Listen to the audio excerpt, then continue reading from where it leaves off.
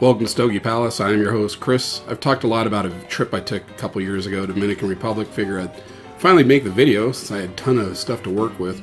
This mainly centers around the area of Tamboril, which is near Santiago, and it's like the cigar capital of the world. Even kind of says there in Spanish what it is. And I'm going to mostly talk about that, plus these fine hosts I had. Well, of course, there's me, but right there is Rafael Nodal. He's from Aging Room Cigars and Boutique Blends, and now with Altadas. And then off to the right would be Jochy Blanco. He formerly of Hoya, Nicaragua, and La Aurora. Now he has his own brand, Sonorio, which is right there on his shirt. Sonorio by Jochy Blanco. And his cousin, also named Jochy Blanco, but you know him as Jochy Blanco. Tabacalera Palma owner, La Galera, Indian Head Cigars, on and on. We'll talk more about him as we move along. Yeah, it's pretty cool when we left Denver. This is a hotel, Hotel Los Jardines. I'm showing this because look at all those power lines. And this is the only hotel I've ever stayed at that had no windows in my room, which was kind of nice because it was real dark. That place had to take a picture of, well, power lines, but it was made by cinder block. They're still making it.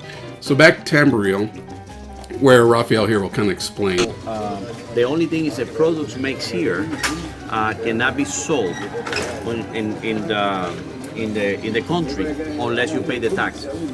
Otherwise, it's made here and it's sold directly to the outside. So this is all controlled by customs. So at the entrance there is a custom agent. We have to prepare show papers, anything we bring, anything we take out, and it's controlled by that. Here are some of the bales of aging tobacco. As you can see, it still is how it came from the farm like this, right? So it's getting the first process. So it's already been in the process about a year. Okay, so this is also from last year, right? So you see it how they have it here. Mm-hmm. Once they have enough process, they do this. They put it now there because they're gonna get it wet. We're gonna get it wet, and then from there we're gonna take the vein out. But they need to put it all together, put some water around, and once it gets wet, it goes to this process of doing it.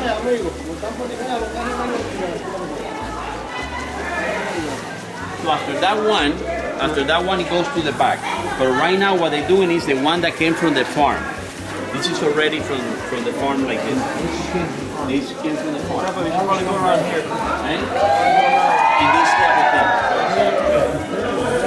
Yeah, you see it later. We have it in the back. Pretty happy workers back there. There's it's very loud in most of these places, so I'll be muting quite a bit in between some of Rafael Nodal's narration. And these are some the fields just outside the factory where they're doing some tests. So in the other side, it's taking the middle vein out, and then this is what we get. These are a little bit different than how you saw the other one, right? Because one half and the other half. This is a wrapper.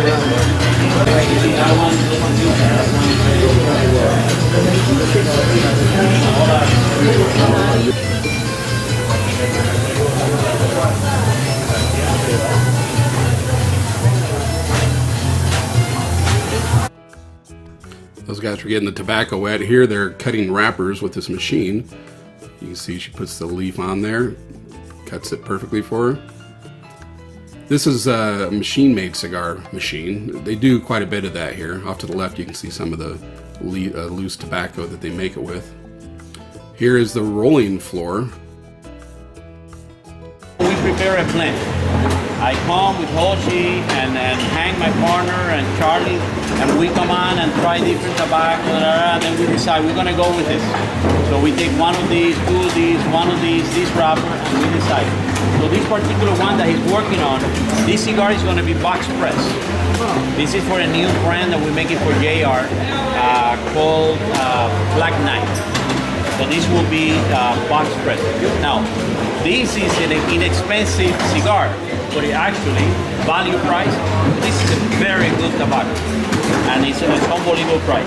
So it will have less tobacco than a normal cigar inside because we're gonna press it now square. So we need to leave just the right amount so it can smoke later, and we'll press this cigar. But this cigar, when the consumer get it, it's square. It seemed like each factory had different colored t-shirts, but that's not important. There's Jochy Blanco right there off to the left. And the Black Knight cigar I've reviewed, it's terrific. Also, you'll see in here Charlie and Jeremy milling around. I'll talk a little bit more of them at the end. And you can see him here rolling, putting the wrapper on, the finishing touches of this cigar. So this has the binder on side and the filler inside. Okay. And now it's going to go to press. We put it on the mold.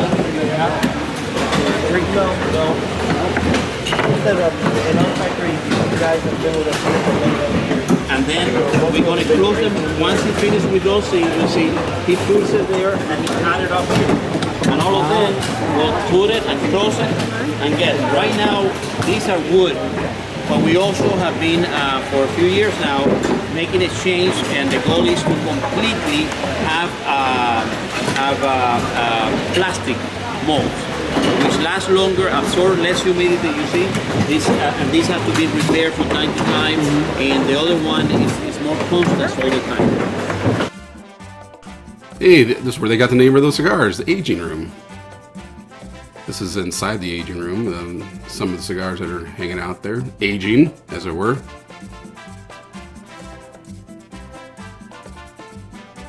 They were smoking cigars in there too. I was wondering if they wanted. Well, it was Jochy, so it must be okay. Runs the place. This is about 85 to 90 days. Okay. This is a Criollo 98. Is the seed. This is a Cuban seed that was brought from Cuba and has continued to develop here in Nicaragua, Honduras. A lot of the Cuban seed that you see in cigars these days is this type of one. In this particular farm, we get a lot of the binder. You saw we had a lot of binders there. This particular farm gives us a lot of good binders. Obviously, we use fillers on, but it's a lot of binders. Now this is a test. This one over here is a Connecticut. So this is a test. It's just started to grow now. We never grow in Connecticut, so we're doing a test. This is the drying barns. These are just from the day before, and they sit there for quite a while and dry out and get rid of the ammonia or whatever else, and then it's off to where we just came from. They also grow bananas here too. We grow pretty much anything, I guess. Then it was on to the box factory. Very loud. That's why you don't hear any audio here. Various stages of making the box. They pretty much do it all. Here's some boxes, and here's the guys making a artwork, stencil, all different kinds of things. A lot of stuff I didn't understand what they were doing. It was all really old equipment too, for the most part. And then here's some boxes of La Galera, which I didn't even hear. I didn't know, what is this? I found out later. I'll tell you more. Not easy work. None of this. And some of this equipment's got to be 70 years old or so. I'd hate to lose a hand in there. Oh, I got to show you some of the traffic here. It's insane. So, pretty light here, but you see all these people on these motorcycles and mopeds, sometimes 4 at a time on one. They're nuts. People are complete insane drivers down there in this country.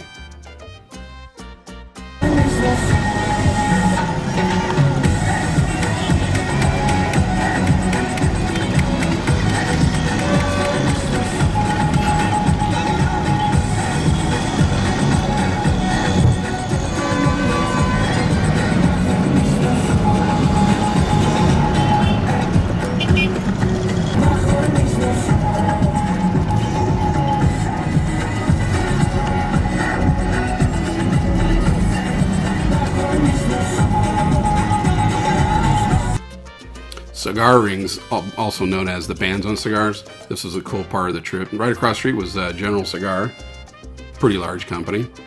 So here's Albert Montserrat, also known as Lord of the Rings. He runs this place, and that shirt, man, I was bugging him the whole time. I go, I need to have one of those shirts. Didn't get one. It's got cigar rings on it. And here's some of the work on some of the cigar. We didn't get a whole lot of video in here because they didn't want a lot of stuff recorded. So we mostly got a lot of instruction from Rafael and Albert. And this was pretty cool too. This stuff is all gold from the gold room. There's gold all over the place. They have to replace gears and pieces of equipment. Everything is just covered in gold. Let's see, driving around again in downtown Santiago. Esto hasta la 27 y una izquierda. Pues dale tú.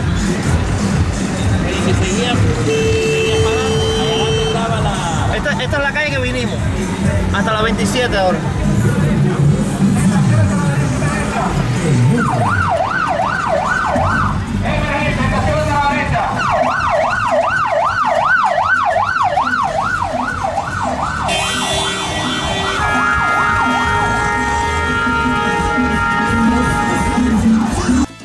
Something more calming. This restaurant we went to, Restaurante El Molino de la Cumbre.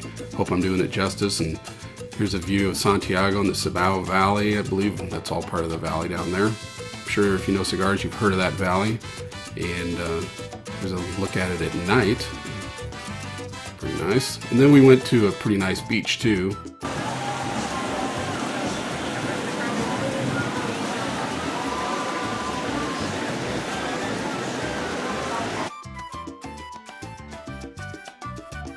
And this is the first time I ever had ceviche in my life.